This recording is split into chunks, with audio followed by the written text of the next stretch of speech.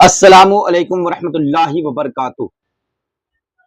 علماء اہل سنت اور بالخصوص علماء بریلی سے میں مخاطب ہوں کہ پہلے آپ یہ ویڈیو کو ملاحظہ فرمائیے، پھر انشاءاللہ اس پر ہم گفتگو مزید کرتے ہیں۔ یہ الزام خود ان کے ماننے والوں نے لگوایا نا، یہ کتابیں چھاپ رہے تھے، اسے معرفت کی بات کہہ کے ڈیفینڈ کیا کرتے تھے۔ یہ جو گستاخانہ عبارتیں ہیں ان کو ان کے ماننے والوں نے تو آن کیا ہے۔ اگر یہ آج آن کرنا چھوڑ دیں اور ساتھ یہ بھی مانیں کہ انجینئر صاحب نے ہمیں بتایا، اس سے پہلے ہم اسے آن کرتے تھے اور پچھلے آلموسٹ 800 سال سے ہم سے یہ مس ہینڈلنگ ہوئی۔ 633 ہجری میں فوت ہوئے ہیں معین الدین چشتی، آج 1445 ہجری چل رہا ہے، تو 800 سال تک کسی نے ان کو نہیں یہ بتایا کہ یہ لکھا ہوا تھا۔ یہ زیادہ سے زیادہ کوئی چیز لے کے آتے ہیں تو احمد بریلوی صاحب سے لے کے آتے ہیں کہ انہوں نے فتاوی رضویہ میں لکھا ہے کہ جو چشت کے بزرگ ہیں ان کی جو کتابیں ہیں وہ قابل اعتبار نہیں ہیں۔ اچھا، لیکن ہم جس کتاب سے حوالہ دے رہے ہیں وہ کتاب سبع سنابل ہے۔ اس کتاب کی تعریف فتاوی رضویہ میں اعلیٰ حضرت نے خود کی ہے اور ساتھ انہوں نے لکھا ہے کہ یہ کتاب رسول اللہ کی بارگاہ میں مقبول ہے۔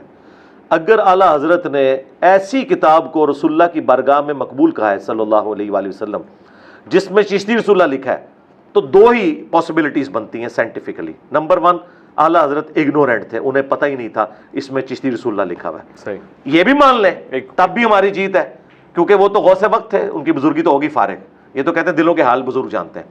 دوسرا، انہیں پتہ تھا اور جان بوجھ کے انہوں نے چھپایا، پھر بھی فارغ۔ تو یہ فیصلہ کریں انہوں نے کہاں کھڑے ہونا ہے۔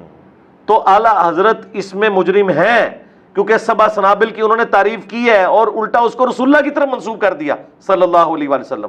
ایک کتاب جس میں چشتی رسول اللہ لکھا ہوا ہے اور اعلیٰ حضرت کے زمانے کی چھپی ہوئی فارسی زبان کی سبع سنابل، ان کی کاپیز بھی ہم نے لگائی ہیں۔ آپ یہ نہیں کہہ سکتے کہ اعلیٰ حضرت کوئی 500 سال پہلے آئے ہیں، ان کو تو 100 سال ہوئے، فوت ہوئے 1921 میں ان کی ڈیتھ ہوئی ہے۔ آج چل رہا ہے اگست 2023، بمشکل 102 سال ہوئے ہیں جس بندے کو فوت ہوئے۔ اس کے زمانے کی چھپی ہوئی سبع سنابل بھی موجود ہے، حشر بہشت کی فوائد السالکین جو اس کا رسالہ ہے وہ بھی موجود ہے۔ کتابیں کوئی نہیں بدلی، ان کی تو سیاہی بھی ابھی خشک نہیں ہوئی ہے۔ تو آپ نے یہ ویڈیو ملاحظہ فرمایا کہ کس طریقے سے یہ محمد علی مرزا ہمارے بزرگوں کی توہین کرتا ہے، سبع سنابل کے حوالے سے کر رہا ہے۔ اگر آپ کو یاد ہو تو 1982 کے مناظرے میں علماء مداریہ نے ببانگ دوحل یہ اعلان کیا تھا اور چیلنج کیا تھا اور یہ گزارش بھی کیا تھا کہ اس کتاب کو بائیکاٹ کیا جائے، اس پر پابندی لگائی جائے کہ اس میں اللہ کے رسول، اولیاء اعظام اور تمام بزرگوں کی توہین آمیز باتیں اس میں درج ہے۔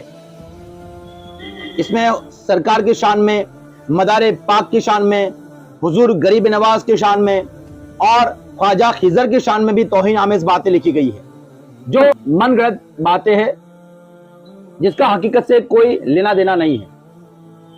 تو ہم نے گزارش کیا تھا کہ اس پر آپ پابندی لگائے، لیکن اپنی انا کی بنا پر اس پر غور و فکر نہ کیا اور اس کتاب پر پابندی نہ لگائی، اور آج یہ انجینئر جیسا بدبخت ہمارے بزرگوں پہ لعن طعن کر رہا ہے اور ان کی توہینیں کر رہا ہے اور اہل سنت کے عوام کو گمراہ کر رہا ہے اور اہل سنت کو بدنام کر رہا ہے۔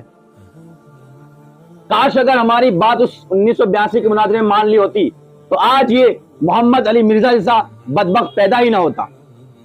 تو ابھی بھی وقت ہے، ابھی بھی کوئی بڑا خسارہ نہیں ہوا ہے کہ آپ اس پر غور و فکر کریں اور اس کتاب پر پابندی لگائے، اس کی خرید و فروخت کو روکا جائے، اس کی نشر و اشاعت کو بند کیا جائے، تاکہ آگے کوئی محمد علی مرزا جیسا کوئی پیدا نہ ہو اور ہمارے بزرگوں پر لعن طعن نہ کرے۔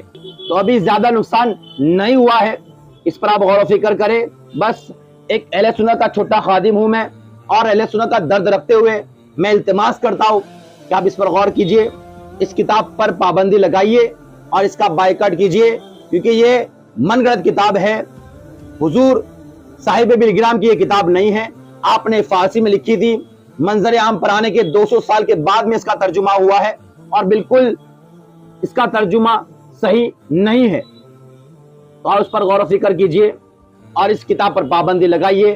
میری آپ سے مؤدبانہ یہی گزارش ہے، ورنہ اہل سنت کو اسی طریقے سے نقصان پہنچتا رہے گا، ہماری عوام کو ایسے انجینئر جیسے لوگ گمراہ کرتے رہیں گے اور اس کا خسارہ اور اس کا نقصان ہمیں بھگتنا پڑے گا اور کل محشر میں اللہ کے حاضر اس کا جواب ضرور دینا پڑے گا۔